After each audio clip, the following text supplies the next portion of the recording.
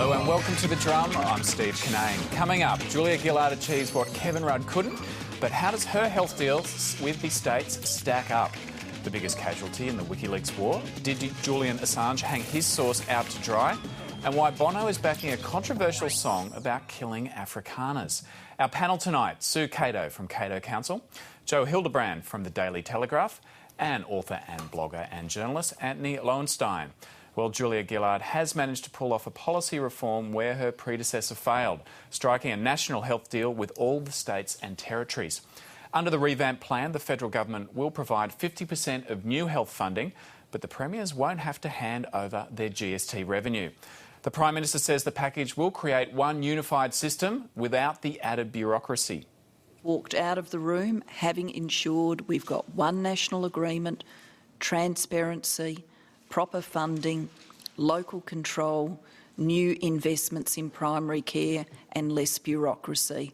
For people around the country, this does mean more money, more beds, less waiting time, more access to the health care that they want now and into the future.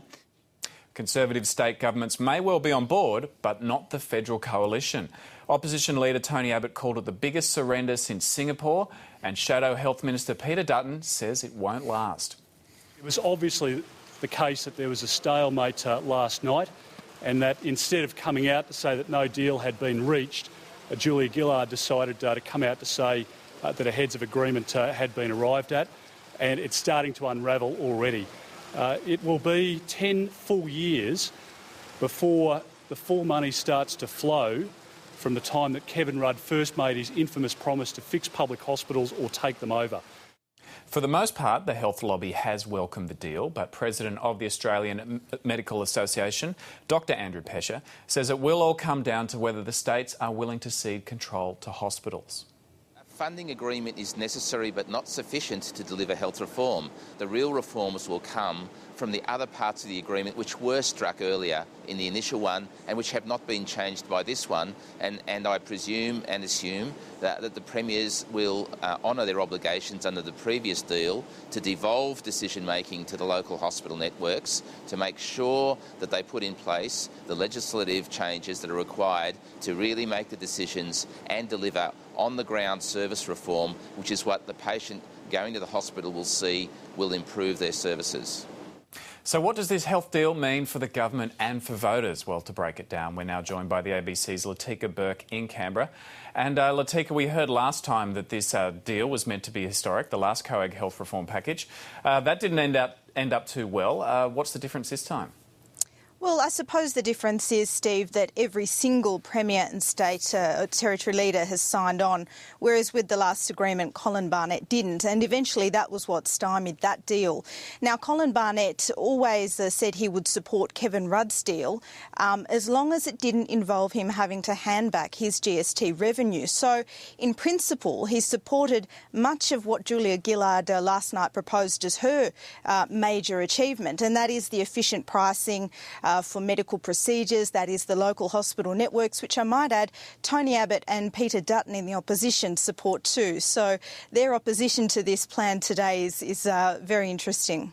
And Latika, we could see some opposition coming from the man people think will be the next Premier of New South Wales, Barry O'Farrell. He hasn't given any guarantee that he'll sign on to this deal. No, that's right, but Barry O'Farrell is about to embark on a campaign for an election he's very likely to win. So why would he bother giving Julia Gillard a win right now when he could have his own authority in a couple of months? But having said that, New South Wales, and this is one of the ironic things, Kevin Rudd's deal was actually rolled out or partly rolled out in New South Wales under Christina Keneally. So local hospital networks are ready to go there from July 1. And as Christina Keneally said last night at the COAG press conference, New South Wales has already rolled out many of those beds promised in the deal struck last April. So Barry O'Farrell would have to unwind some of those reforms, which might be more difficult than seeing them through. Latika, Professor John Dwyer was on Radio National Breakfast this morning and he was saying this is health funding reform, it's not health system reform. Now, Julia Gillard said she's going to deliver on reform this year. How is this going to play into her whole so-called reform agenda? Yeah, well, there's a lot on Julia Gillard's plate, as everyone has been saying. Not only does she have to price carbon, which to date no leader has been able to do, and two have partly lost their leadership because of it, she's also got to deal with the mining tax and all these other growing concerns. Now, she's put to bed this initial agreement, but Steve, mental health is still there, and that is a huge problem. Mike Rann, the South Australian Premier, successfully sought another COAG meeting to deal specifically with mental health, so that's going to come up. And also later in the year, in December, we're going to see the Productivity Commission report on aged care, which is another huge burden on the system. And you're right that this is really hospital reform as opposed to an overarching health system reform. And all those things interact. And a lot of the burden on hospitals and a way of reforming hospitals is to actually deal with the entire health sector, particularly preventive health. Latika, thanks for that, and we'll see you on the drum tomorrow night. Thanks, Steve. Joe, is this a win for Julia Gillard? I struggle to see how it is, really, I've got to say. I think it's a pretty weak sort of set of reforms. I think it'll be very difficult for her to explain to punters how the system has actually changed. You don't have a dominant health provider. The states are still able to pass the buck to the Commonwealth to the states. When Kevin Rudd announced this in 2007, I think it was meant to be done by 2009, so it's also 2 years late. He said that he wanted the buck to stop with the federal government if the states did not lift their game. During those 2 years that he was meant to implement it, they actually had a Labor government federally. You had a Labor government in every single state and territory. It defies belief that somehow still nothing managed to be done. Like, you almost have to work very hard to create that sort of inertia. The same thing happened with water, of course, as well. Like, these great windows of opportunity were missed. And I think it's just indicative that, you know, I mean, if you put people in a room together for 8 hours, especially if it's COAG, I mean, that's a form of torture. That's like rendition. They'll come out at the end of that, they'll say anything. They'll start naming names, you know. So instead they've come out with this heads of agreement. It's not even binding. The state's still to get control over how the funding is dispersed and distributed down the line to hospital networks, which, you know, may end up just being another word for area health services, but just a few more of them just chopped in half. And I think, you know, then you might start to see the same old inefficiencies there. We've got state oppositions all over the place, particularly the Libs, who want to implement smaller hospital boards, smaller hospital networks. Anyway, like, it's just a mess. And if she can sell this one, she really should be out there with a fridge at Eskimo land. Sue, what's your response to what Joe Hildebrand sees as an 8-hour torture session at COAG? I was going to say 8 hours. He's seen nothing. 8 hours is just the warm-up. That's normally right. Morning tea for these guys. And can I just say, on your Tony returning to military themes, they've been working so well for him, talking about policy. Yes. Thanks, Tony. But, you know, it's really interesting. I think as the wider electorate, whether you talk about the states or the federal, I think people are just about sick of these guys going around in circles. And I think there's probably a desire on various people that they wish they would just actually sort it out.